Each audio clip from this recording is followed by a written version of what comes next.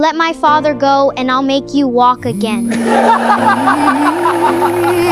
I'll make you walk if you let my father go. Your Honor, I know you can walk again, but first you have to do what's right. Let my father go.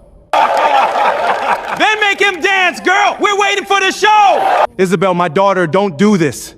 Please, don't expose yourself like this for my sake. How dare you? This is a court of law, not a circus. Your words don't change the law, girl. Your father will be convicted and there's no miracle that can prevent it. Your Honor, I ask that this inappropriate interruption be removed from the courtroom. We are about to administer justice and we cannot allow childish circuses to delay the proceedings. Your Honor, I only asked for a moment for the child to return to the seat. She's just frightened at the possibility of losing her father. I'm not frightened. I'm telling the truth. My father is innocent and you know it deep in your heart. And I can prove that you can walk again. Poor thing, lost her mind from so much desperation. Someone get this child out of here before she embarrasses herself further.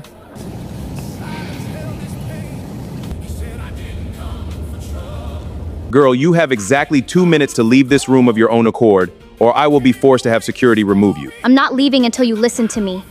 My father didn't steal anything. Someone set him up and you know it. This is absurd, Your Honor. This child is disrupting the entire process. I demand she be removed immediately.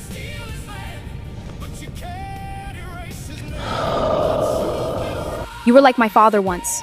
A good person who suffered something unjust. You know what it's like when nobody believes in you. When everyone has already decided you're guilty before even hearing your side.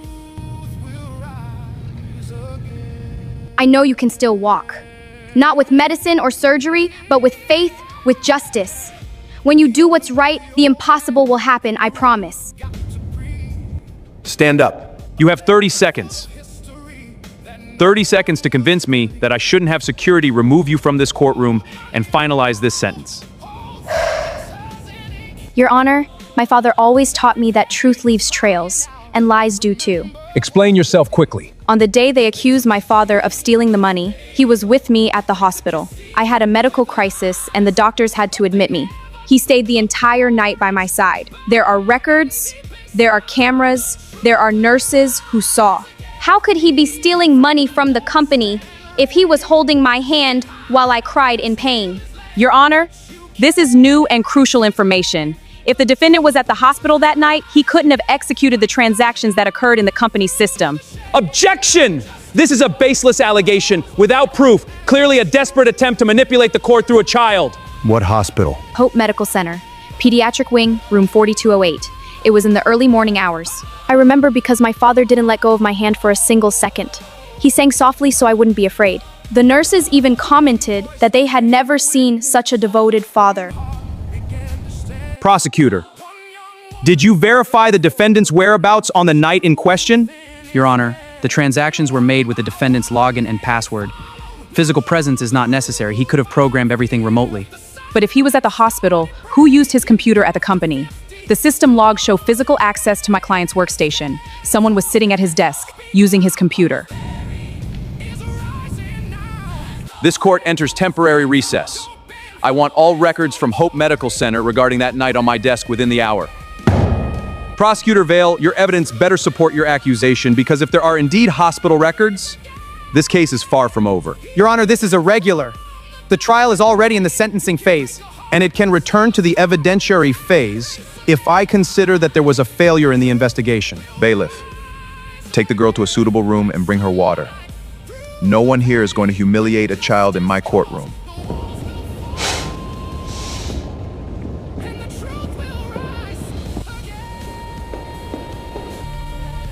We need to talk now. We have a problem.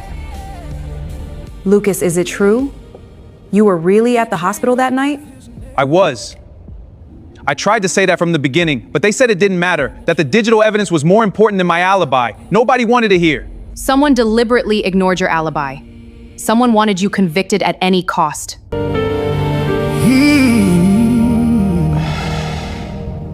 They laughed when he walked through the door, but they didn't know what he came back for. Come in. Your Honor, the records from Hope Medical Center have arrived. Coming back to rise. I want Nurse Martha Oliver summoned to testify today. Consider it top priority. Your Honor, that may take several hours to locate the witness. Then start now. And I want Prosecutor Andrew Vale in my chambers in 5 minutes. Mr. Prosecutor, it seems there was a gravely serious failure in the investigation of this case. A solid alibi was completely ignored. I want explanations. Your Honor, I reviewed all the documents that were presented to me by the police investigation. If there is an alibi, it wasn't in the files I received. Then, someone in the police omitted crucial information from you, or you omitted it from the court. Which of the two is it, prosecutor? I swear I didn't know about the hospital alibi, but I will investigate immediately how this went unnoticed. You will do more than investigate. You will explain to me how a case with so many inconsistencies reached the sentencing phase. Even from the dust and rain, you can hide a man, steal his land, but you can't erase his... Miss Oliver, did you work at Hope Medical Center on the night in question? Yes, Your Honor. I was on duty in the pediatric wing. And do you remember Lucas Albright? I remember him very well. He stayed the entire night by his daughter's side. The girl was very ill, in terrible pain, and he didn't step away for a single second. He even sang for her to sleep. It was one of the most touching moments I have witnessed in my entire career. Could you confirm whether he left the hospital at any point during that night? No, sir. I checked personally. He didn't leave even to eat. He only asked for water and stayed by the child's side the whole time. And why were you not called to testify before? Actually, Your Honor, I was called by the police to give a statement. I told him everything I knew, but after that, I was never called again. I thought it was strange, but I assumed my testimony wasn't relevant. Your Honor, I formally request a complete review of this case. There is clear evidence that my client was the victim of a setup and that crucial information was omitted from the court. Request granted. This trial is suspended until a new investigation is concluded. Mr. Lucas Albright, you are free under house arrest until new facts are determined. The handcuffs will be removed. The walls will fall and the truth will rise again. Daddy! Ah! You did it, my little one. You saved your father. One voice became a witness. One heart began to stand. Mr. Albright, did you always know who... How does it feel to be free? Will you sue the state for wrong-lived imprisonment? You said it was a closed case, Andrew. You guaranteed there would be no complications. I didn't know about the hospital alibi. Someone from the investigation omitted that from me too. I don't care about your excuses. We have too much at stake here. If Lucas Albright starts asking questions, if he hires investigators, the whole scheme could come to light. And what do you want me to do? The judge suspended the case. Martha Oliver proved the alibi. Then find a way to discredit the witness, or better yet, find someone else to blame. But resolve this, Andrew, because if you fall, you won't fall alone. Come in. Prosecutor Vale, I need to speak with you about some irregularities we detected in the Albright case. Irregularities? Yes. Judge Cross ordered a complete audit of all documents presented by the prostitution, and we found something concerning. Where did you get this? Court system backups. Everything that passes through our computers gets archived, including prosecutors' correspondence. I'll need you to come with me to give a statement. It's better to cooperate now, prosecutor.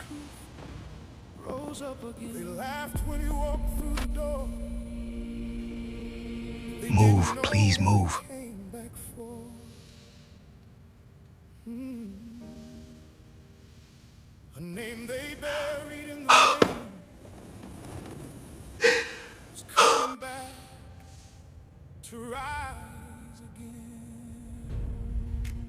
It's not possible.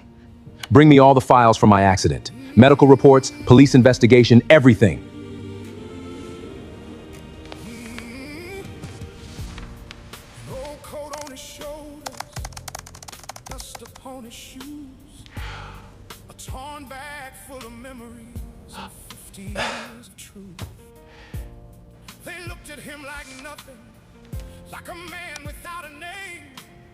Attorney Lane, this is Judge Cross. I need you to bring your client back to court tomorrow morning and bring any information he has about corruption at Victory Corporation. I think we just discovered something much bigger.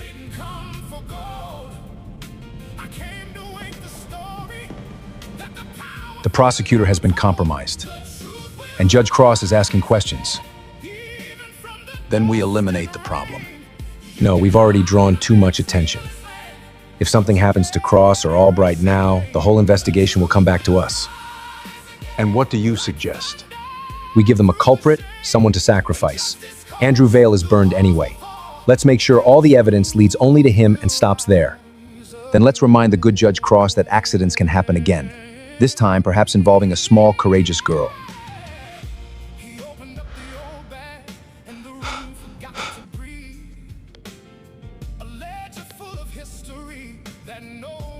Isabelle, wake up, my love. Wake up now. Daddy, what is it? We're leaving the house right now. Come with me, quickly.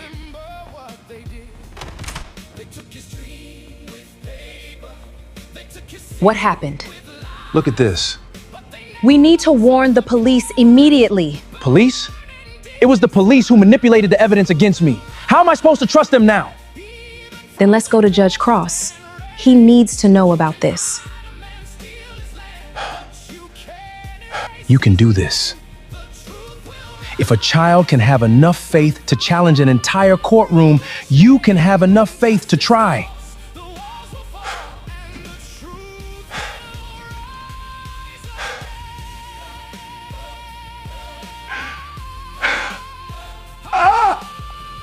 Thank you. Thank you. Your Honor, it's Attorney Lane. It's urgent. Come in. Judge Cross, we received a threat. They're desperate. This confirms everything we suspected. Confirms what? Victory Corporation isn't just an investment company. It's a front for a money laundering scheme that involves politicians, businessmen, and public officials. For years, they've operated, diverting resources, overinflating contracts, buying silences. And when someone discovers something or becomes a threat, they eliminate the problem. Sometimes literally, other times doing what they did to you, creating false evidence, destroying reputations, guaranteeing convictions. I saw something, didn't I? That's why they framed me.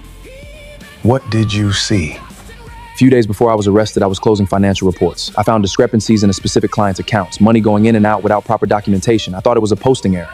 Then I mentioned it to my supervisor. And what did he say? Said it was a special client that had different treatment.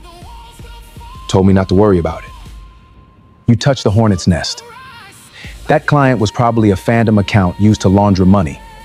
And when you asked questions, they decided you were a threat. But why not just fire me? Because you were competent. And competent people ask questions. They needed not only to get you out of the way, but to completely discredit you. If you were convicted of theft, nothing you said afterward would have credibility. Judge, if we have this information, we can take it to federal prosecutors. We can bring down the entire organization. We can. But first we need to guarantee this family's safety. Your Honor, we have a problem. Andrew Vale has disappeared. What do you mean? Disappeared? He didn't come home last night. His apartment is empty, he doesn't answer calls. And we found something concerning in his office. At least 15 cases in the last 5 years. All follow the same pattern. Competent person discovers something, asks inconvenient questions, and suddenly is accused of crimes they didn't commit. Evidence appears out of nowhere. Witnesses are suppressed or bought. The system crushes them. Daddy, the lady from the hospital, the nurse who helped you, she's in danger too. Paul, send a patrol car to Nurse Martha Oliver's house immediately, and put protection on this family too. Already on its way. Isabelle, you are very brave. Braver than many adults I've known. I just wanted to save my father. And you did. But you did more than that. You saved me too. How so? Years ago, I was investigating a corruption scheme. I suffered an accident that confined me to this chair. At the time, I accepted it as bad luck, but yesterday I discovered it wasn't an accident. It was sabotage. The same people who destroyed you tried to silence me, and I let them. I gave up on the investigation. I became cold, bitter. I stopped seeking truth and started only following papers. Until yesterday. Until yesterday? Until yesterday. When a girl told me I could walk again if I did the right thing, I thought it was absurd.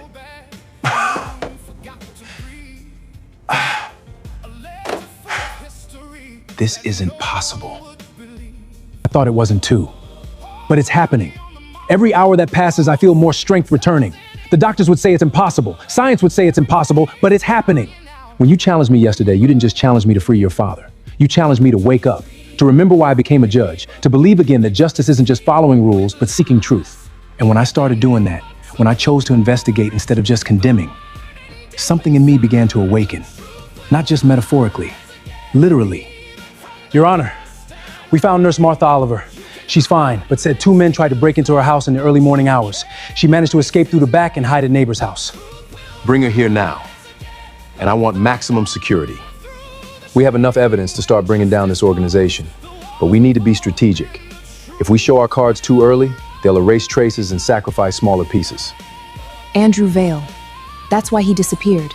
They're going to make him the scapegoat. Exactly. They'll put all the blame on him, claiming he acted alone out of personal ambition. The real responsible parties will remain untouched. So what do? We turn the game around. They think they control the board, that they can sacrifice pieces at will, but they forgot something important. What? That the most powerful piece in chess isn't the king, it's the queen. And sometimes the queen comes in the form of a courageous girl who refuses to give up. Tomorrow we will reopen not only your father's case, we will reopen every case on the list. We will show the world what these people did. And this time, I won't stop until each one of them faces true justice. You're going to walk in the courtroom tomorrow? I'm going to do more than that. I'm going to run after the justice these people thought they had buried.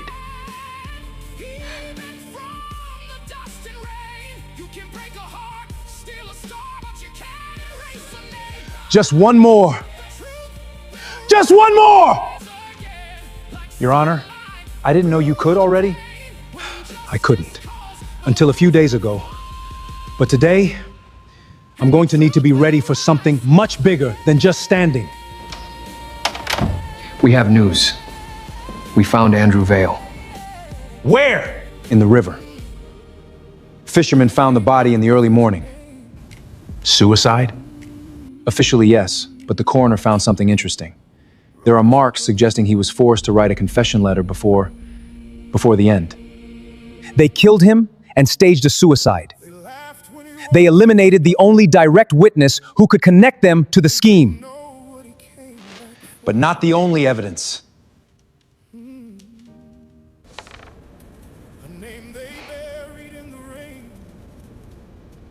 Before disappearing, Andrew sent a scheduled email to his personal attorney.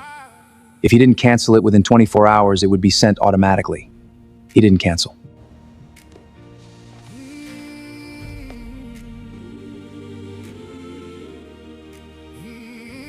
Where are they now? On their way to the courthouse. They were summoned as witnesses in the Albright case. They don't know we have this evidence. Then let's give them the show they deserve. It's going to be okay, my love. Today it will end, I promise. I know, Daddy. Because Judge Harrison is going to do the right thing. And when he does, everyone will see that sometimes miracles happen. Lucas, we need to talk before we go in. Paul Mendez gave me information that changes everything. We have the names of the real culprits. We have solid evidence. But they are very powerful people.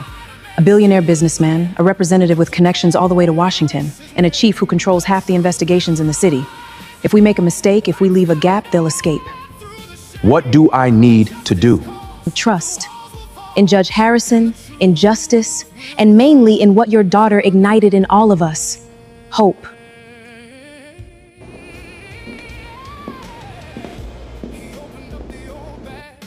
I needed to see with my own eyes. Needed to see these people paying for what they did.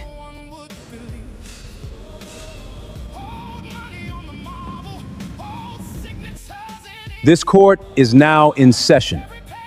Today, we are not here only to review Lucas Albright's case. We are here to expose a network of corruption that destroyed lives, manipulated justice, and stained the system I swore to protect.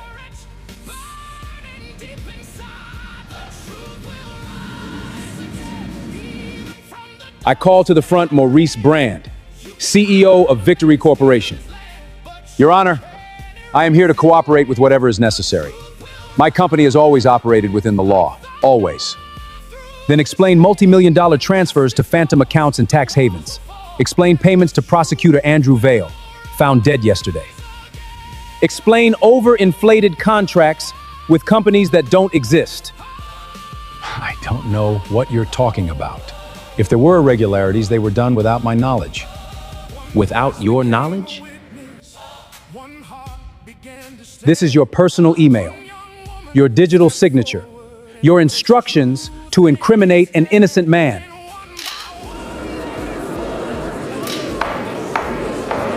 This could have been hacked, falsified. It could have been, but it wasn't. I called to the front Representative Sergio Castellano. Representative, you sponsored 3 bills in recent years that directly benefited Victory Corporation. Tax reductions, relaxation of oversight, protection against audits. In exchange, you received campaign donations totaling millions. Legal donations, within the limits allowed by electoral legislation. Donations from phantom companies created solely to launder the diverted money and pass it on to you. And when some of these irregularities began to surface, you used your influence to bury investigations. And finally, I call Chief Oliver Mendoza. Achieve 15 cases, 15 innocent people framed under your supervision, evidence planted, witnesses suppressed, investigations directed, all to protect the interests of Victory Corporation and silence anyone who asks questions. Prove it. Paul Mendez, bring the witnesses. My name is Teresa Foster. I was an accountant at Victory Corporation. I discovered discrepancies and reported them. A week later, I was accused of embezzlement. I lost my job, my reputation, my family. I spent 2 years in prison for a crime I didn't commit. Richard Nevins, investigative journalist. I was preparing a report on suspicious contracts. I was accused of slander, defamation. My career ended before it began. You can't prove any of this in court. These are just allegations, coincidences. You don't have... We have prosecutor Andrew Vale's testimony. Before being murdered, Andrew sent complete evidence to his personal attorney before disappearing. Recordings of conversations between you 3, detailed instructions on how to manipulate cases, payment records, and a video confession recorded as life insurance that didn't save him. My name is Andrew Vale. If you're seeing this, it means I couldn't escape. It means they found me. But before dying, I will make sure the truth survives. I did terrible things, destroyed innocent lives. But I did it because I was afraid of them. And now that fear is going to kill me. Don't make my mistake. Don't let fear conquer truth.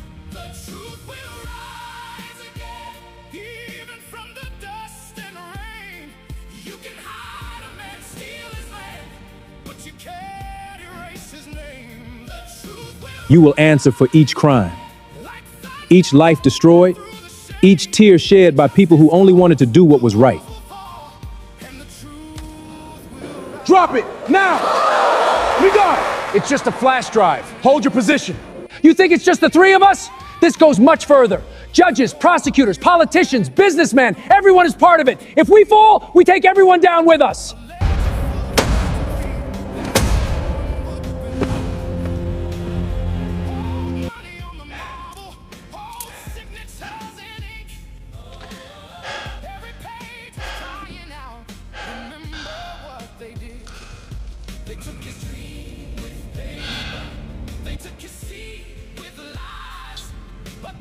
My God.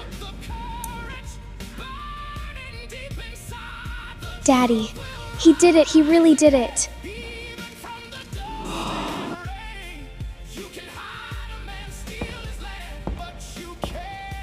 Years ago, I lost the ability to walk. But I lost something much worse. I lost the ability to believe in justice, in truth, in goodness. The child challenged me. She promised me I would walk again if I did the right thing. At the time, I thought it was impossible, that it was just the naive hope of someone too young to understand that the world doesn't work that way. But she was right. Not about magic or miracles in the sense we imagine. She was right about something deeper. When we choose to do what's right, when we choose justice over convenience, truth over ease, something in us heals, something awakens. You built an empire on injustices. You destroyed families, ruined lives, stained the system that should protect the innocent. And you did it because you thought you were untouchable, that no consequence would reach you. But every injustice sooner or later finds its reckoning. And today is that day. Maurice Brand, Sergio Castellano, and Oliver Mendoza, you are formally charged with criminal organization, corruption, procedural fraud, ideological falsehood, and as masterminds of the murder of Andrew Vale. You will be arrested immediately and will answer for each crime. You won't get away with this! This is a mistake! You'll regret this! For each of you, the state offers not just formal apologies, but complete compensation. Your names will be cleared, your criminal records will be erased, and each day you spent in prison unjustly will be compensated financially.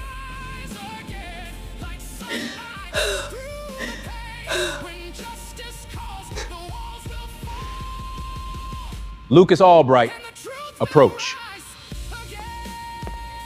Mr. Albright, in the name of this court, in the name of justice, I ask forgiveness. Forgiveness for not having listened from the beginning. Forgiveness for almost allowing an innocent man to be convicted. Forgiveness for letting the system fail you and your family.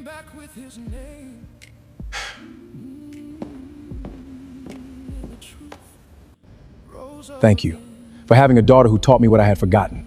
That justice isn't just applying laws. It's seeking truth, it's protecting the innocent, it's having courage to question when something is wrong. Isabelle, you saved your father. You saved 15 other families. And you saved me.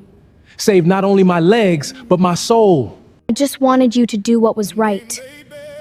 Because when we do what's right, good things happen. Even things that seem impossible. You were right. More right than you can imagine. For your extraordinary courage, for your unwavering faith, and for being the spark that ignited justice when it was almost extinguished.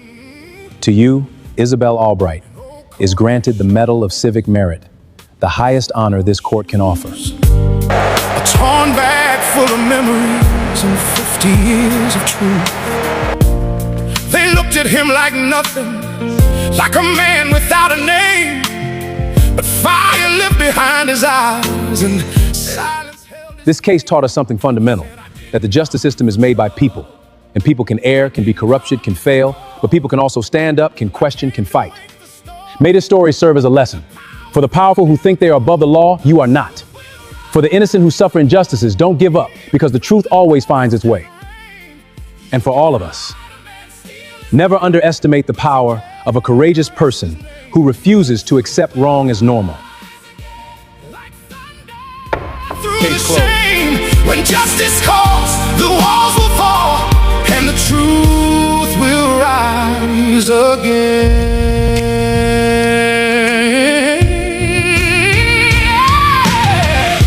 He opened up the old bag, and the room forgot to breathe. Look, this is new. What does it say? A ledger full of history that no one would believe.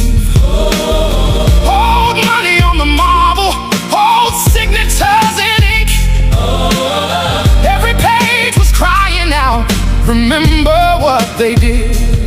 They took his dream with paper, they took his seed with lies, but they never